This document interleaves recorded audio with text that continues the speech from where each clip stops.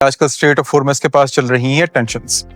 ان tensions کی بنیاد پر ایران نے یہ دھمکی دی ہے کہ وہ اسٹریٹ آف ہورمز کو بند کر سکتا ہے، اور اگر حقیقت کی بات کی جائے تو اس کا حق بنتا ہے اپنے ملک کا دفاع کرنا، اپنے تمام ریسورسز کا دفاع کرنا، اور اس کا یہ حق بنتا ہے کہ اپنے دفاع کے لیے وہ جو چاہے وہ کرے۔ لیکن ایٹ دا سیم ٹائم اگر ایران یہ قدم اٹھاتا ہے تو بہت سارے ممالک کے لیے کافی مشکلات کھڑی ہو سکتی ہیں۔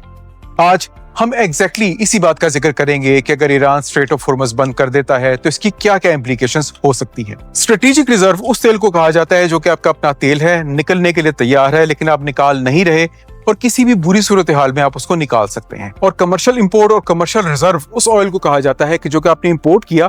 اور استعمال کر لیا، وہ تو آپ کا ہو گیا کمرشل امپورٹ۔ لیکن جو تیل آپ نے امپورٹ کیا اور امپورٹ کرنے کے بعد آپ نے اپنے پاس جمع کر کے رکھ لیا اسٹوریج کی صورت میں، وہ آپ کا ہو جائے گا کمرشل ریزرو۔ دنیا کے تیل کا تقریباً 20% اور LNG کا تقریباً 22% کے آس پاس حصہ گلف سے گزر کر اور اسٹریٹ آف ہورمز سے گزر کر جاتا ہے۔ اگر ایران اسٹریٹ آف ہورمز کو بلاک کرتا ہے تو یہ تیل اور یہ LNG سب بلاک ہو جائے گی۔ ایسے موقع پر کچھ ممالک ایسے ہوں گے کہ جن کی ایکسپورٹس بری طرح سے متاثر ہوں گی، اور ایسے موقع پہ کچھ ممالک ایسے بھی ہیں کہ جن کی امپورٹس تقریباً ختم ہو جائیں گی اور جن کو ایک بڑا نقصان اٹھانا پڑے گا، اور جن کی انرجی فیلڈ میں کافی بڑی ڈسٹرپشن ہو سکتی ہے۔ اگر ہم بات کریں ان ممالک کی کہ جن کے لیے ایک بڑی ڈسٹرپشن ثابت ہو سکتی ہے امپورٹ کے معاملے میں، تو ان میں چائنا آتا ہے، جاپان آتا ہے، کوریا آتا ہے، انڈیا آتا ہے، اور سب سے بڑا جو افیکٹی اس پورے کے پورے سینیریو کا ہوگا وہ ہوگا پاکستان۔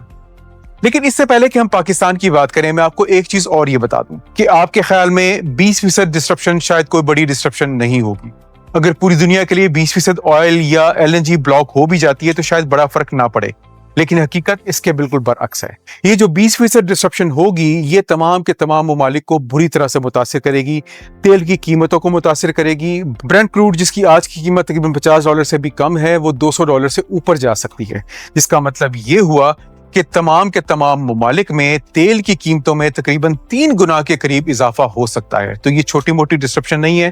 یہ ایک بہت بڑی ڈسٹرپشن ہے۔ صرف گلف کے تیل کے اوپر پوری کی پوری دنیا کا انحصار نہیں ہے، لیکن یہ بھی ایک حقیقت ہے کہ گلف ابھی بھی دنیا کے آئل اور LNG کا تقریباً 5واں حصہ ایکسپورٹ کرتا ہے، اور اگر یہ ایکسپورٹ رکتی ہے تو اس کا اثر پوری دنیا کے اوپر پڑے گا۔